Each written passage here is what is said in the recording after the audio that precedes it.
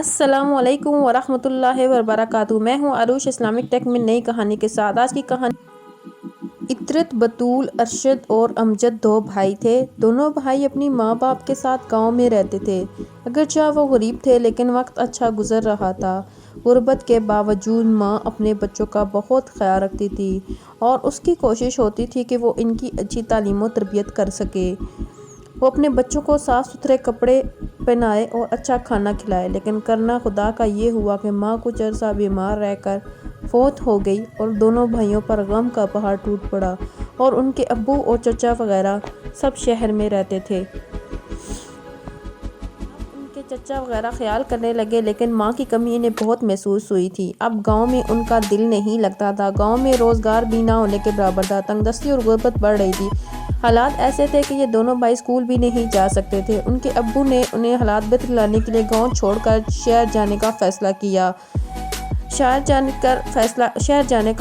کیا اور شہر میں آ کر انہوں نے بہت محنت اور مزدوری شروع کر دی۔ حالات بہتر کرنے کے لیے ان دونوں بھائیوں کو بھی چھوٹے چھوٹے کاموں پر لگا دو۔ ارشد کو ایک اسٹور پر ملازمت ملی۔ اب وہ سارا دن اسٹور پر رہتا، گاہک آتے رہتے، وہ ان کی مطلوبہ چیزیں نکال کر دیتا۔ کاپیاں، پنسلیں، کلرز، اس اسٹور پر زیادہ پڑھنے لکھنے کی چیزیں تھیں۔ ایک دن اس اسٹور پر ایک آنٹی آئیں اور وہ بچوں کی کہانیاں لکھتی تھیں۔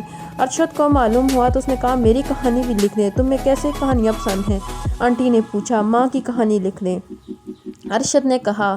میری امی فوت ہو چکی ہیں۔ ارشد بولا، ٹھیک ہے آنٹی۔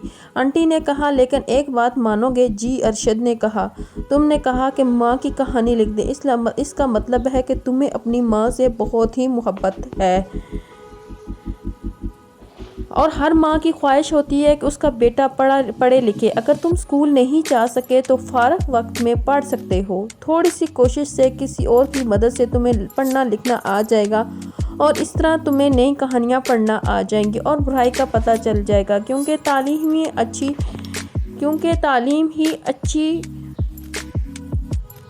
زندگی گزارنے کا طریقہ بتاتی ہے۔ ایک پڑھے لکھے انسان اور ان پڑھ میں بہت فرق ہوتا ہے۔ بہت سے ایسے بچوں کی مثالیں موجود ہوتی ہیں جو چھوٹی عمر میں اسکول تو نہیں جا سکتے، لیکن جب انہیں تعلیم کی اہمیت کا احساس ہوا تو انہوں نے پڑھنا شروع کر دیا۔